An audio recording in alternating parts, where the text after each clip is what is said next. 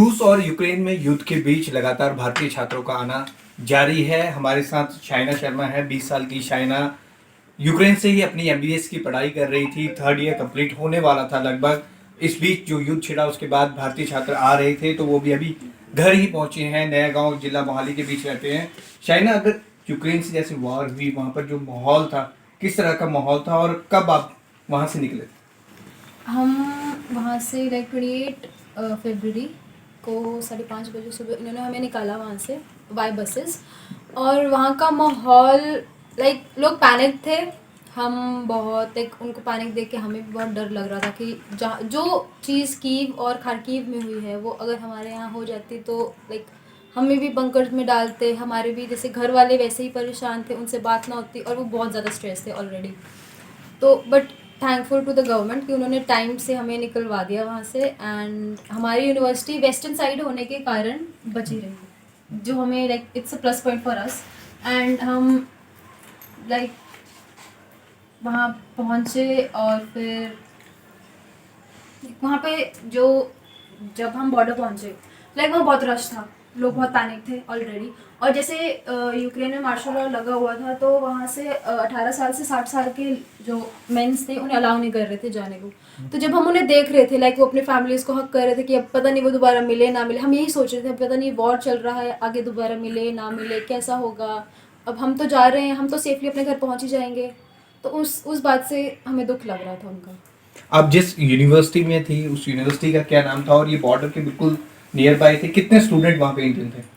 मेरी यूनिवर्सिटी का नाम उशग्रोद नेशनल यूनिवर्सिटी है। ये उशग्रोद ही सिटी है जहाँ पे सिचुएटेड है। एंड यहाँ पे 1000 से ज़्यादा बच्चे इंडियन स्टूडेंट्स हैं। और वहाँ पे बांग्लादेशी एंड अरब पीपल्स, बहुत सारे नाइजीरियंस, ये सब सब टाइप के स्टूडेंट्स हैं वहाँ पे। ऐसे कुछ पर्टिकुलर लाइक नंबर एग्जैक्ट मुझे पता नहीं है।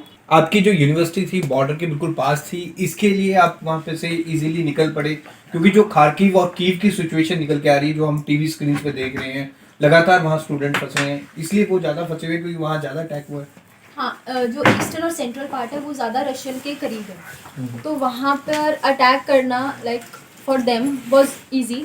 हमारी बिल्कुल वेस्टर्न साइड है और जैसे वो हंगरी, स्लोवाकिया और पोलैंड रोमानिया से लाइक जुड़ी हुई है, तो एक तरह से वहाँ उस साइड सारी नाटो है। अगर सपोज करो वहाँ पे अटैक होता तो नाटो जो उस वहाँ पे है उनको अफेक्ट पड़ता। तो इस चीज़ से मे बी लाइक वो भी उस एरिया से अटैक करने से रुके हुए थे। नहीं तो कीव तक इवन हमारे 70 किलो लाइक 4 आवर्स दूर हमसे लवीव सिटी है। वहाँ पे भी सायरन्स की आवाज़ हमें लाइक हमारे फ्रेंड्स ने बताया कि वहाँ पे सायरन की आवाज़ बजी है, उन्हें सुनने में आई है। तो उनको हमें उस बात का भी डर था कि अब हमारे पास पहुँच ना जाए, क्योंकि इट वॉज जस्ट 4 आवर्स।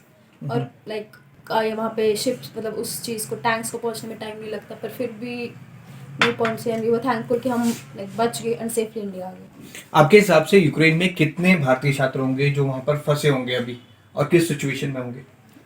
जैसे हमने लाइक न्यूज़ में देखा और हम जब सोशल मीडिया प्लेटफॉर्म पे देखते थे तो हमें एक लाइक टोटल एस्टिमेट था कि 20,000 पीपल अभी भी हैं इंडियंस वहाँ पे। अब उसमें लाइक और भी कंट्रीज़ के हो सकते हैं, बट 20,000 हमें एस्टिमेट पता था।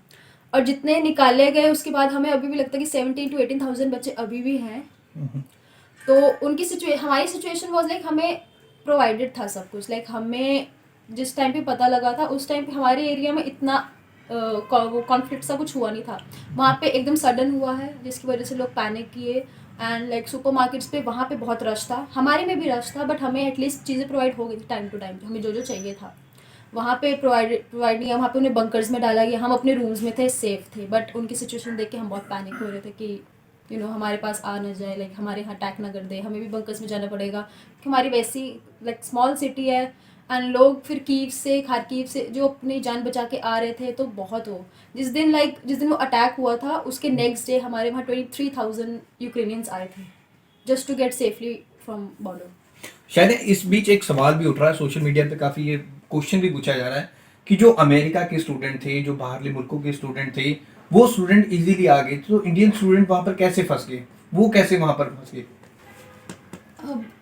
अब अमेरिका लाइक हमें तो एग्जैक्ट हमें भी नहीं पता, बट अमेरिकन स्टूडेंट्स ने हमें ये बोला था कि लाइक जो अमेरिका थी वो हमने सबने न्यूज़ सुनी थी कि अमेरिका वालों ने पहले ही अपने बच्चों को या अपने सिटीजन्स को इवैक्यूएट करने को बोल दिया था. It was like an order to us, but हमें ऐसा लाइक हमें 50-50% था कि तुमने जाना है तो जाओ, नहीं जाना है नहीं जाओ. एंड जैसे थर्ड ईयर लाइक यूक्रेन में एक पेपर होता है क्रॉक, जो थर्ड ईयर और सिक्स्थ ईयर के लिए बहुत इंपॉर्टेंट है कि अगर तुम नहीं करोगे तो अगले ईयर में या तुम्हें एमसीआई में नहीं, वो उससे डिग्री मिलती है सिक्स्थ ईयर में. तो अब बच्चे को डिग्री नहीं मिलेगी तो वो एमसीआई या नेक्स्ट एफएमजी कैसे करेगा. तो उसकी वजह से हम थोड़ा था कि अगर हमारा पेपर रह गया तो हम कैसे आएंगे. तो इसकी वजह से हम भी वहाँ पे रुके हुए थे. फिर लाइक अब जो एयर इंडिया वालों ने फ़्लाइट करवाई थी, जो मेजर फ्लाइट 3 फ्लाइट्स करवाई थी, वो भी 26-27 को. मेरे भी काफ़ी फ्रेंड्स कीव गए थे, बट फिर वहाँ पे वो अटैक हो गया और वो सारे बंकर्स में चले गए. एंड देन आपको लाइक अभी आपको फ्यूचर की टेंशन हो रही है, जैसे और भी इंडियन स्टूडेंट्स को अपने फ्यूचर की टेंशन हो रही है, क्योंकि एमबीएस की पढ़ाई कईयों की लगभग पूरी कंप्लीट होने को ही थी, तो अब टेंशन होती है फ्यूचर की, अब क्या होगा इंडिया आगे. क्योंकि अब हमारा जैसे हमारे अभी 3 साल पड़े हैं, अभी हम वापस जाएंगे कि नहीं जाएंगे, हमारी पढ़ाई ऑनलाइन होगी क्योंकि हमारे टीचर्स यूक्रेनियन हैं सारे, वही पढ़ाएंगे हमें, वही ऑनलाइन क्लासेस भी ले वही लेंगे. अगर अब ऑब्वियस है पढ़ाई इफेक्ट होगी, हम मेंटली भी थोड़े अफेक्टेड है और पढ़ाई इफेक्ट होगी हमारी. अभी हमें क्या करना है क्या करना हमें कुछ नहीं बताया उन्होंने, अभी कुछ सॉर्ट भी नहीं हुआ कि होगा क्या. अभी ये सारे वॉर पे डिपेंड करता है कि शाइना के फादर भी हमारे साथ है, सतिंदर शर्मा जी. सतिंदर शर्मा जी, अगर आप देखें तो बहुत टेंशन थी, आप भी काफ़ी टेंशन में थे, काफ़ी भारतीय छात्र फंसे हैं, तो किस तरह बीता ये पल, किस तरह से आप बात होती थी और आप किस तरह से देखते हैं. बेसिकली जब हमें थोड़ा पता चला, इंडियन गवर्नमेंट ने एक एडवाइजरी इशू की थी, आई थिंक 15 फेब को. बट उसके बावजूद ही हमारी बात इनसे डेली होती थी कि क्या सिचुएशन है, तो ये मोस्टली यही कहते थे कि पापा यहाँ पे बेसिकली हमारा एरिया सेफ है और बिल्कुल ठीक है. But all of a sudden रूस ने अटैक कर दिया. उसके बाद सिचुएशंस बड़ी भयानक हो गई थी और देखा हमने न्यूज़, सोशल मीडिया पे भी देखा, न्यूज़पेपर में देखा, डे बाय डे क्या हो रहा है वहाँ पे. फिर फाइनली मैंने उनसे बात की कि बेटा आप क्या करोगे, घर आ जाओ. तो मेन इशू था कि बच्चे हर तरफ से देखते हैं. एक तो इनका थर्ड ईयर का क्रॉक का वो था, पेपर था, उनके उसी के बेस पे इनका फ्यूचर अटका हुआ सारा. नेक्स्ट ईयर में 2-3 सालों में डिग्री मिलनी थी.